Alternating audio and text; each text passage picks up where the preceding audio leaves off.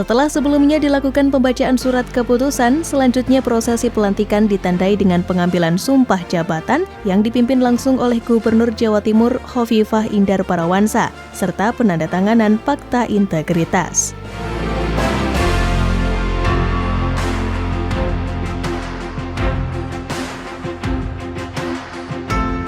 Saya bersumpah demi Allah, saya bersumpah akan memenuhi kewajiban saya sebagai wali kota Kediri, sebagai wakil wali kota Kediri,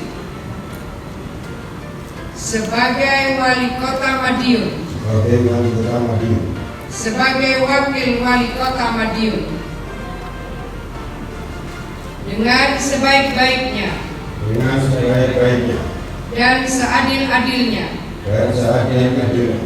memegang teguh Undang-Undang Dasar Negara Republik Indonesia tahun 1945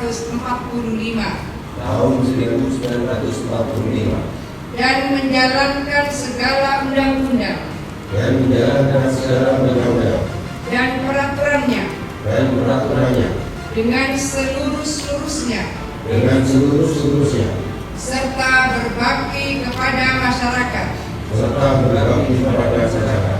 nusa dan bangsa. Pengambilan sumpah selesai. Kepada Hadiwan disilakan kembali ke tempat. Pengambilan sumpah jabatan dan fakta integritas oleh Wali Kota Kediri.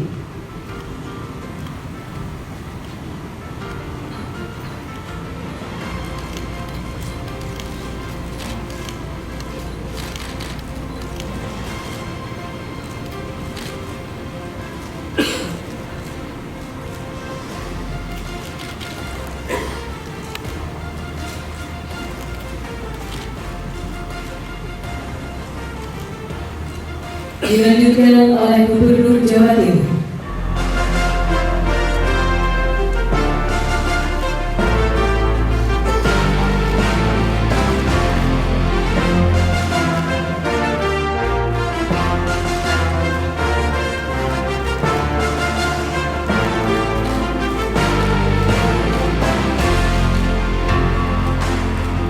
Dilanjutkan oleh Gubernur Jawa Timur.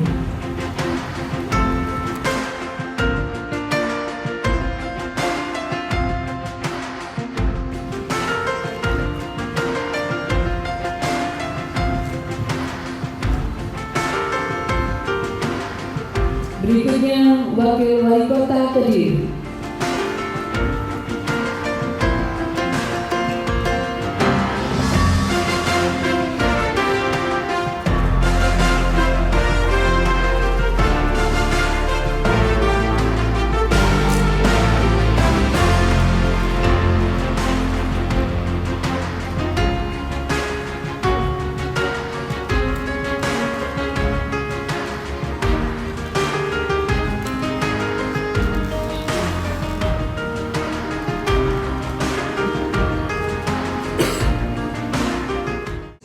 April 2019, saya Gubernur Jawa Timur atas nama Presiden Republik Indonesia dengan resmi melantik 1.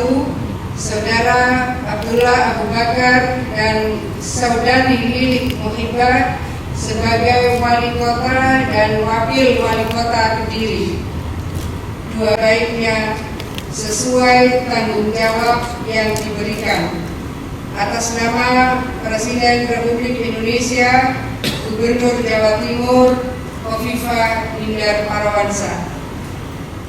5 tahun ke depan kami tetap berfokus dengan membangun bersama masyarakat Kota Kediri ya. Yang pertama itu kami ke depan tetap akan memenuhi janji-janji politik Wali Kota Kediri dan Wakil Wali Kota Kediri, karena janji politik itu akan kami tuangkan ke dalam RPJM. RPJM ini nanti akan diselaraskan dengan RPJM provinsi maupun dari pusat. Nah, kalau dari provinsi tadi sedikit dihimbau untuk menyelesaikan permasalahan kemiskinan, lalu membangun ekonomi di daerah berbasis kewilayahan, dan yang berikutnya adalah menaikkan Human Development Index. Nah, ini nanti yang akan menjadi, tetap di Kota Kediri akan berfokus pada itu, pendidikan, perkembangan ekonomi yang khususnya untuk small medium enterprise-nya. Nah, kira-kira itu sembari mempersiapkan adanya pembangunan tol dan airport, kita harus mempersiapkan diri karena bisnis turunannya pasti akan banyak, dan kami ingin sebagai warga Kota Kediri dan Wali Kota Kediri, kita ingin mengambil bagian dari itu.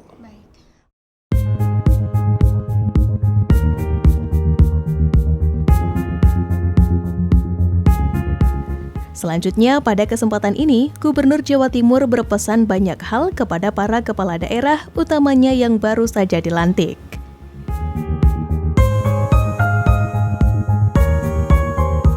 Saja kita menyaksikan proses pelantikan yang diikuti penandatanganan Fakta Integritas oleh Wali Kota Kediri dan Wali Kota Madiun.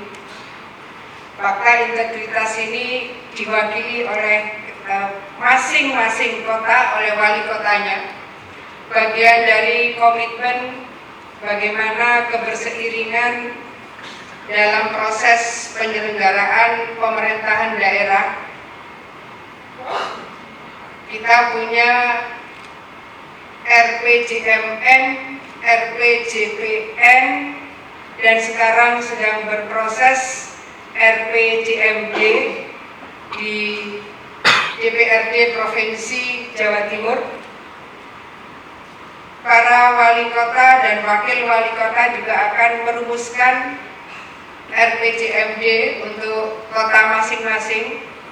Tentu keberseiringan pembangunan antara program-program yang menjadi prioritas nasional dan program yang menjadi prioritas Provinsi Jawa Timur, terutama yang kita sudah formulasikan dalam Nawabakti Satya.